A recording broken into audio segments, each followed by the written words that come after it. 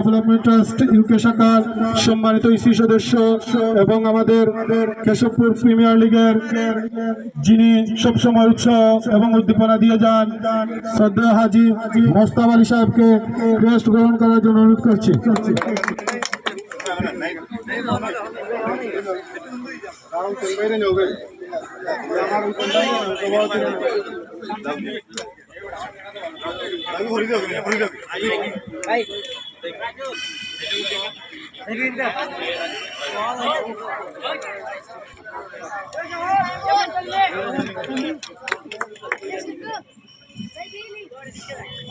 এ পর্যায়ে কেশবপুর প্রিমিয়ার লিগের পক্ষ থেকে ক্রেস্ট গ্রহণ করার জন্য অনুরোধ করছি Keshabpur education development trust UK শাখার সম্মানিত যুগ্ম সাধারণ সম্পাদক জনাব মোহাম্মদ আজাদ মিয়া সাহেবকে ক্রেস্ট গ্রহণ করার জন্য অনুরোধ করছি।